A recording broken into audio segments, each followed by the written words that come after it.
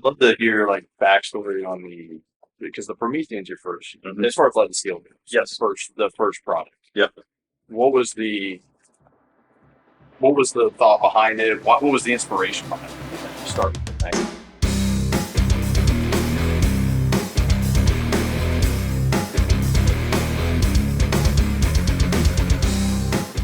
LP1 was our attempt at a large window, large reticle, long battery like Optic. I had ran EOTech's holographic weapon sights for a long time. The only dig I had at them was the Runtime.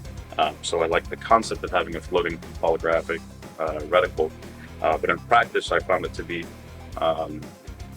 maybe not the most applicable in some use cases. Right. There's a general, not to just talk about EOTech or whatever. We love their products. We love what they do. I wanted to take much of the spirit of that optical system, but use some of the more standardized technology out there, namely the RC LED. Right. Just so we could extend that runtime. Looking at the EOTech itself, right, as one of the baseline red dots, as well as a couple others. We decided we wanted to beef up the housing itself instead of molding out of molten polymer like the EXPS. We wanted to machine our housing out of 7075 T6. Same aluminum that's on the upper and lower of your AR.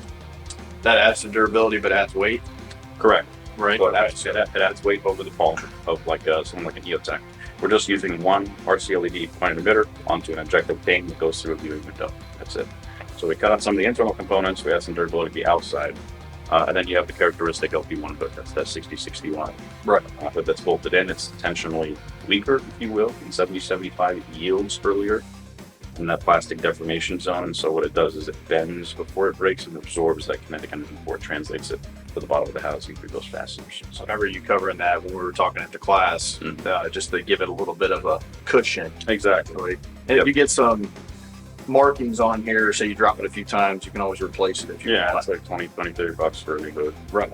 If you need some perfect aesthetics to your optic. I've always shot aim point. That's not an issue. That's what I've trusted my life with, which is it's a great company. Oh yeah. However, I've always wanted that to try out circle dot, especially when you're talking hostage rescue, using that bottom part of that 65 MOA circle to place on that head box, right? So you can actually ensure that you hit that. So the fact that you guys can switch between those is a great option. Yeah. You have dot, circle dot, and then just circle. That's right. And then the purpose of the 65 MOA circle is just, namely what? Shotgun. Yeah. So you kind of cover it with a lot of different use cases, which I like. Yep. And it's crisp. What I noticed too was the brightness level. Yeah. And it's unnecessarily bright, or it can be. Yeah. We call it the FU setting. The FU setting, it's just like blinding. But I guess if you're in Arizona and in the desert, there's a use for it, right? But, for sure. And what's the runtime?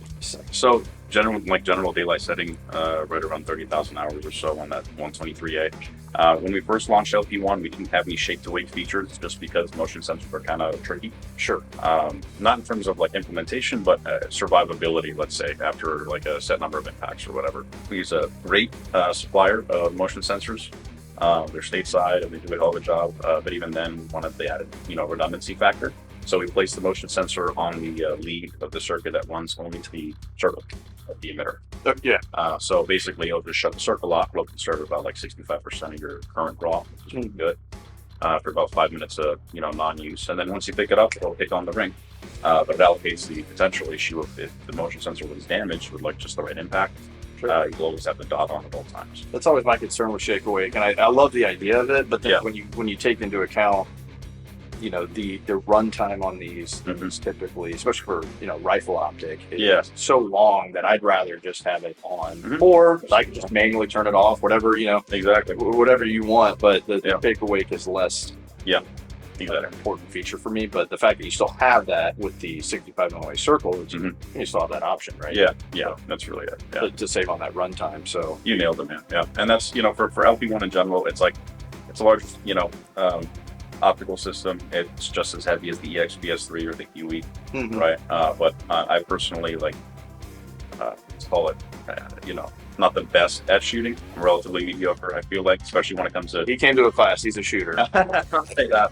He's a shooter. But like Ron barricades, not vehicles or whatever, I'm not gonna have the best sight picture to get on the gun. Mhm. So I want a little bit of a larger window that I know is parallax free, just so I can pick up that dot if I lose it. The large window, as far as just like like you said, picking it up around barricades, things like that, I think is a big deal, and it's less distracting. So the ratio between glass and housing is better on this thing than my Pro. Yes. Because like the Pro is unnecessarily large as far as the housing goes. Yeah.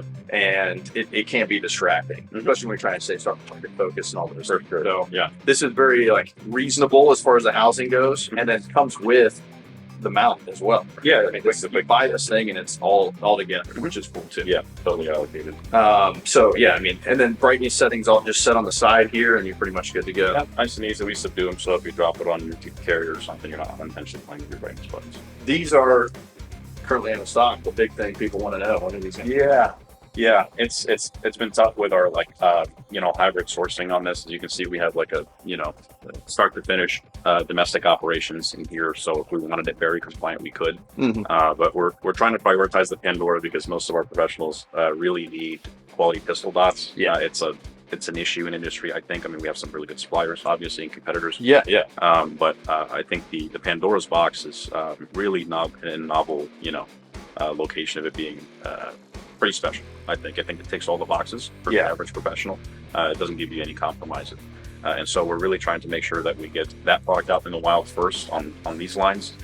And then LP1 and PB3, probably, PB3 before the end of the year for sure, we'll have more we can pull off the line.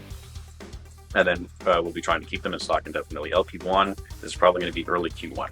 Sure. So January, February. Right around the corner. Yep. Yeah, it's a relatively limited use case on the LP1 compared to the Pandora. Sure. Pandora does that double duty between like handgun as well as rifle. Put it on like a castle mount or something like that.